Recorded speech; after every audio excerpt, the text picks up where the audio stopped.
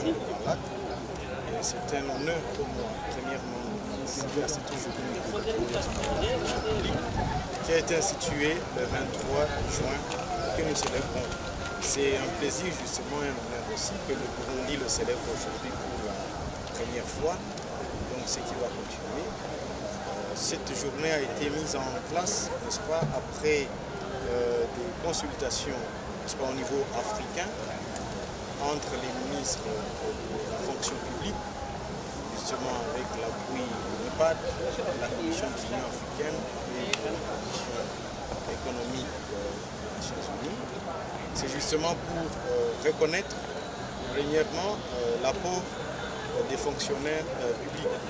Comme je l'ai dit dans mon allocution, la fonction publique, c'est la vitrine même, n'est-ce pas, du travail de l'État. En anglais, on les appelle des public servants. C'est comme pour dire que nous sommes des serviteurs, n'est-ce pas, du peuple, mais qui œuvrent au sein de la fonction publique. Et donc cette journée, non seulement elle a été bien choisie, et le thème, parce que nous sommes dans un contexte, n'est-ce pas, de Covid, et nous avons vu comment le Burundi, n'est-ce pas, à travers le leadership éclairé des autorités, en commençant par le président de la République, et grâce, n'est-ce pas, au ministre de la Santé, à l'époque, qui est maintenant le ministre de la fonction publique, et le task force sur tout ce qui est Covid, on a vu combien une fonction publique, une fois bien appuyée, et à travers justement l'appui de PNUD et de l'Union africaine, peut jouer un rôle catalyseur. Vous savez, lors de la pandémie de Covid, beaucoup de pays ont eu un sérieux problème, les économies ont été affectées, et on a vu combien la République du Burundi a su, n'est-ce pas, mettre en place une résilience qui a permis, n'est-ce pas, à sauver un peu des vies humaines. Le plan de réponse, n'est-ce pas, au Covid-19.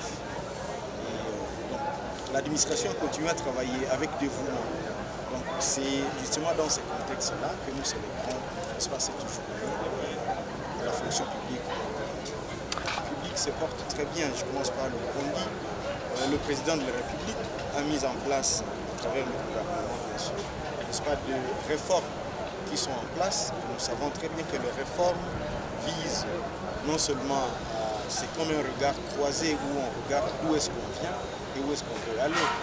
Les forces et les faiblesses, et pour voir comment, n'est-ce pas, redynamiser, comment digitaliser l'administration publique. Et vous avez vu à travers les visites guidées combien cela a été, n'est-ce pas, efficace. Et donc nous espérons que cela continue.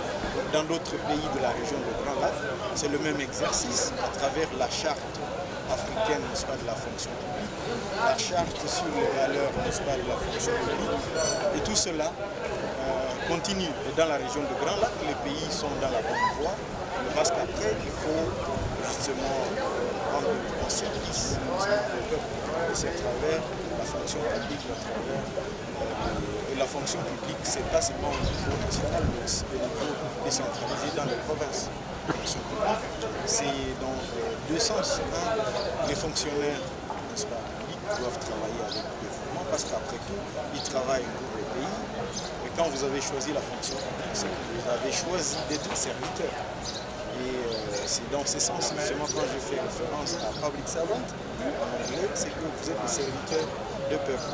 Vous êtes redevables. D'où il faut renforcer vos capacités, renforcer les capacités des fonctionnaires, justement pour qu'ils travaillent avec abnégation, avec dévouement. De l'autre côté, les partenaires que nous sommes, nous travaillons avec la fonction publique, le ministère, pour appuyer, afin que, n'est-ce pas, nous sommes au XXIe siècle, nous avons les nouvelles technologies de l'information. Les journalistes que vous êtes, vous faites partie justement n'est-ce pas, de cette classe qui doit aider justement à améliorer l'image à travers une bonne information, une bonne communication. Les nouvelles technologies, c'est tout cela un peu. Et pour le dire, il y a des devoirs mais aussi des droits. Je pense que la directrice qui a été primée, qui a fait un travail de qualité, où les fonctionnaires de l'État au Burundi reçoivent leur salaire le 30 du mois. Donc c'est tout cela justement, que ceux qui travaillent puissent recevoir, n'est-ce pas, leur vers le mécanisme d'évaluation par le pairs. Le Burundi a adhéré cette année, le président de la République, son Excellence Evariste Ndayishimiye. Il faudra reconnaître que grâce à son leadership, le Burundi a adhéré à ce mécanisme africain et c'est grâce justement à ce mécanisme que l'Union africaine, n'est-ce pas, l'organe de l'Union africaine, offre un cadre pratique pour une saine gestion de la fonction publique, offre aussi une plateforme pour le partage d'expériences et les meilleures pratiques. Et donc, ces cadres permettra, une fois que la mission d'évaluation viendra au Burundi, ça permettra à la fonction publique, n'est-ce pas, de partager son expérience, une expérience qui sera aussi partagée avec d'autres cadres au niveau de l'Afrique. C'est tout ce que je peux dire, mais aussi nous continuons à soutenir pour qu'il y ait harmonisation des instruments de l'Union africaine, entre autres la charte africaine de la fonction publique. Je salue justement le travail déjà fait dans ce cadre-là.